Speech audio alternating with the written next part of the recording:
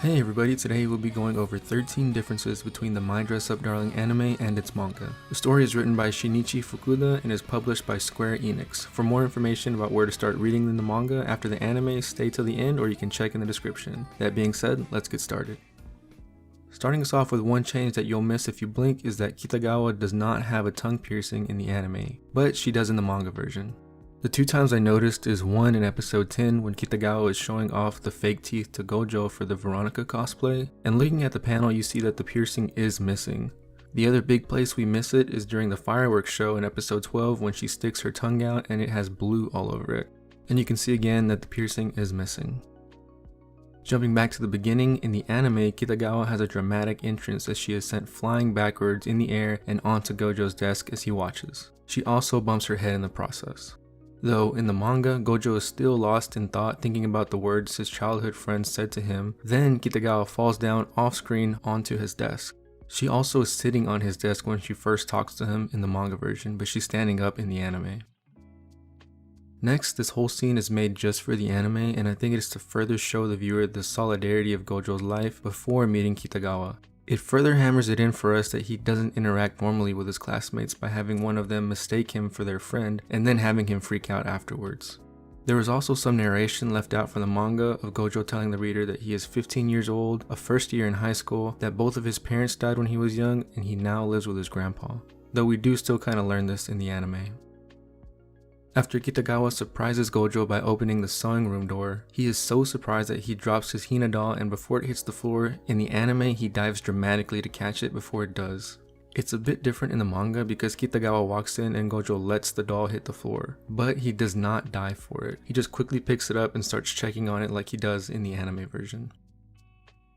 After taking photos with Gojo of her Shizuku cosplay, Kitagawa wants to upload them but tries to choose a cosplay name beforehand. In the anime, the Crunchyroll translation for the name is Marine, which sounds like her name Marin for the English viewers. In the manga, the name she chooses is Marin, but is spelled Manma, which is cooked rice in Japanese, and if you listen closely you can also hear her say it in the anime.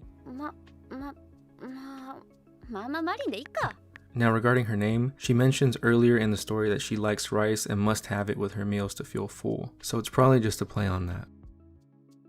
We all know that Gojo is a shy guy and tends to be very respectful in all situations. The anime doesn't focus too much on this aspect of his personality because every time that one of the female characters is going to change, he always makes sure to tell them that he is leaving the room in the manga version. It does show him afterwards in the anime a few times when he's already out of the room, but in the manga he reassures them more to make sure that they don't feel uncomfortable. This goes for Kitagawa and Shinju especially. The first time we get to see Juju on screen is when she gets to the shop while it's raining and Grandpa Gojo goes out to check on her. It's a bit different in the manga because we actually see her earlier in the story at the end of chapter 11. There she is shown looking at Kitagawa's cosplay pictures and wondering who she is, which chronologically would have happened in episode 5, though we are now just seeing her in episode 6. Another thing is that the anime skips over Grandpa Gojo letting Juju in, telling her to take a shower or else she'll catch a cold, and him preparing some of Gojo's clothes for her to wear when she gets done. Next, Gojo doesn't talk to Grandpa as he's leaving for his errand in the anime, but in the manga he does let Grandpa know that Kitagawa is working. Grandpa doesn't seem too worried though because he even tells Gojo to fix his friend a drink when they are done. Now moving on to the shower scene. In the anime, all of Juju's lady parts are covered up in the anime somehow with a towel she's wearing. But this is not the case in the manga version because you can see everything there. And I'm also not telling you that it's in chapter 16. And this also goes for the other panels that she is shown in the manga. Lastly, in the anime, Gojo does give Juju a juice box for her to drink, but he forgets to give her anything in the manga version. Just had to mention this, but this anime had so much attention to detail and care put into it that it's hard not to talk about it. There are scenes in the manga that are only 1 or 2 panels or even just text bubbles that are animated for the anime. I'm going to be showing some examples here from the anime Flower Princess plays and also from the horror movie they were watching at Kitagawa's place. Not only this, but the extra expressions in the characters' faces, just the way some of the characters move, and even the backgrounds don't go unnoticed, and I just wanted to give my respects to Cloverworks for this extra touch they put in. While trying to come up with a solution for Shinju's problem, the anime leaves out how Gojo came up with the idea for the Sarashi rap. In the manga, Gojo remembers from 6 years ago that his aunt came to visit and show him and his grandpa some pictures of Miori, his cousin, during her photo shoot with a kimono.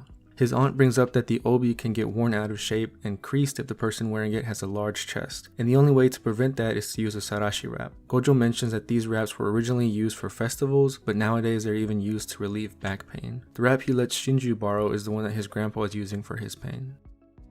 This whole scene was pretty intense for Gojo and for the viewers. Gojo is put in an unfamiliar setting, and to try to calm himself down, he turns on the TV.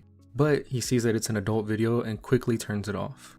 In the anime, he turns it back on, but he keeps the volume low as he watches. In the manga, when he turns it back on, he just mutes it completely while he's watching. Moving on, Kitagawa puts on the Liz cosplay, and the only difference here is that in the anime, the devil tail is curling outwards away from her body. But in the manga version, you can see that it's curling inwards between her legs. Next is the climax of this episode. After Gojo grabs Kitagawa to get her off, the phone goes flying and magically hits the light switch to turn off the lights. This isn't shown in the manga at all, and I couldn't see the phone anywhere in the panels, so it probably just fell between the both of them. Lastly, the anime really added to the suspense in this scene and let the mood set in. Here we can see after the initial shock, Kitagawa relaxes her legs, but she doesn't in the manga. They even go so far as to get their faces closer together as if they were about to kiss each other before the phone interrupts them. But in the manga, we get a few panels of their reaction and hearts beating fast, but Kitagawa keeps her mouth covered and they do not almost kiss before the phone rings. One thing we need to mention is the anime makes Kitagawa's dad seem like such a bad guy by only giving his daughter a call to tell her that he's not coming, and then imposing strict rules about her on her homework. This isn't the case in the manga version. Here, he actually does make it home to Kitagawa and tells her about how her grandparents are doing and that they're still eating a lot. He's very apologetic about not being around for the holidays, and he was unaware of how much his job would take him away from his family. He then breaks the news that he will have to leave again tomorrow to Kitagawa, but she handles it quite well. Then he even tells her that he's been bragging to his coworkers about her being in a magazine. And then after this, he asks how her studies are going. She quickly tries to change the subject by asking about his haircut, and it almost works, but her dad isn't that gullible. She then shows him that she hasn't done a single page of her homework, and his reaction is more of concern rather than anger like in the anime. He finally does snap at the end though and tells her the same thing as the anime where she isn't allowed to go out till her homework is completed.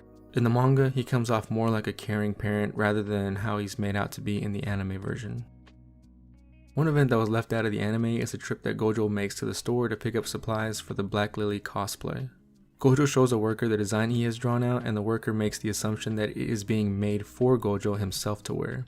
The worker's mind races about Gojo's situation and that he will choose to support Gojo in whatever lifestyle he chooses for himself. He does everything he can to help him and shows him various fabrics that would be perfect for the Black Lily cosplay. The worker also offers Gojo some pointers to raise the waist portion so that the legs can appear longer. Gojo is really happy with the customer service he received, and as he's finishing up, you can see a book in the foreground on how to do masculine and feminine makeup. This is to foreshadow the cosplay that he'll be helping Shinju with. He then gets a call from Kitagawa, who is done with her own shopping, and tells him where to meet her. A lot of the scene was the same, but there were a few noticeable differences. First off, the anime skips over them heading to the beach. And then there wasn't any burger in the manga version, so anything having to do with the burger is anime only. This is also referring to the part where Gojo throws fries at the seagull too. They probably just wanted to add some extra time to the scene so the episode could end here on this part. But I just wanted to mention they could have eaten burgers in the manga too, but we see wrappers of maybe a burger and cupcakes there in the box. Another part that was skipped is when Kitagawa first gets in the water and turns around to show Gojo the seaweed that she picked up. In the manga version, she unintentionally flashes Gojo during this part, and it wasn't included in the anime.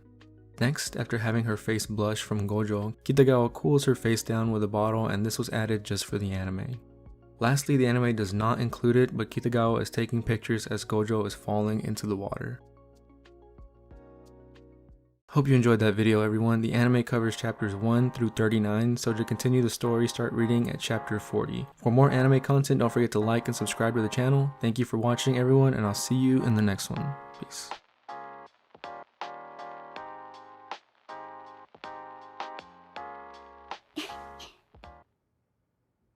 またね。